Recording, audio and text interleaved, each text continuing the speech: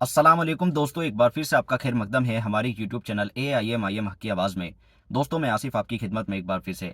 देश भर में CAA का कानून लागू हो चुका है और इस कानून के खिलाफ असदुद्दीन ओवैसी साहब सबसे पहले सुप्रीम कोर्ट पहुंच गए थे और सुप्रीम कोर्ट में अपनी याचिका लगाई और सुप्रीम कोर्ट में याचिका लगाने के बाद उसके ऊपर 19 तारीख में सुनवाई हुई। सबसे पहले तो मैं असदुद्दीन ओवैसी की आपको वो वीडियो दिखा देता हूँ जिसमें उन्होंने बताया है कि किस तरह से क्या मामला है और क्यों सुप्रीम कोर्ट वो पहुंच गए हैं। तो वीडियो देखते हैं क्या बोले। हमने सुप्रीम कोर्ट को पहले ही हमने हमारा केस सुप्रीम कोर्ट में है। उस वक्त गवर्नमेंट ऑफ इंडिया के काउंसिल ने कहा था कि गवर्नमेंट ऑफ इंडिया ने अभी रूल्स नहीं बनाए हैं, तो इसलिए अभी इस पर कोई बहस करना बहुत जल्दी होगा।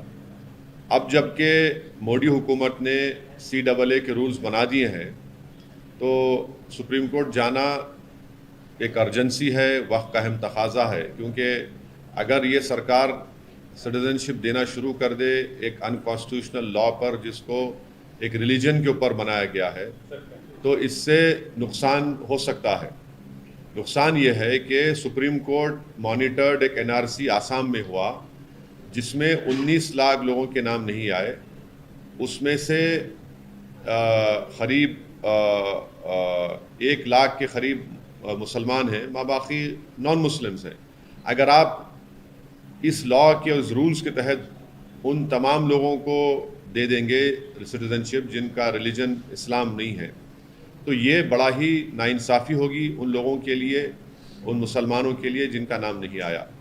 दूसरा इम्पॉर्टेंट पॉइंट ये है कि सुप्रीम कोर्ट ने 1960s या 70s में एक जजमेंट में कहा था कि अगर कोई एल्योरमेंट आप देते हैं किसी को अपना रिलीजन बदलने के लिए, तो वो भी एक क्राइम है। अब ये सरकार ये कह रही है कि अगर आपका रिलीजन इस्लाम है या आप मुसलमान हैं तो आपको सिटीजनशिप नहीं दी जाएगी, अगर आपका रिलीजन इससे हटकर होगा तो हम दे देंगे।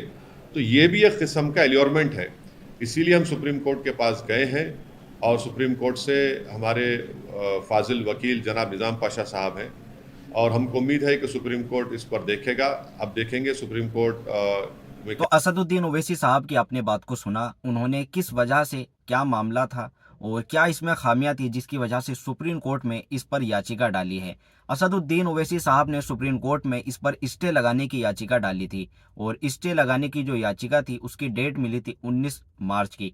19 मार्च में इसकी सुनवाई हुई और सुनवाई में सुप्रीम कोर्ट का फैसला आया। फैसला क्या आया है मैं आपको बता दूं। सुप्रीम कोर्ट ने CAA पर मंगलवार को नरेंद्र मोदी सरकार से जवाब मांगा है और जवाब में उन्होंने जो 237 याचिकाएं थी जो इस पर डाली गई थी सबकी सुनवाई की। इसमें से 20 एप्लीकेशन ऐसी थी जिन्होंने स्टे मांगा था। हालांकि सुप्रीम कोर्ट ने स्टे देने से मना कर दिया और इस मामले की जो सुनवाई की जा रही है वो CGI के अंडर ही की जा रही है। तो उन्होंने फिलहाल इसमें स्टे देने को मना कर दिया।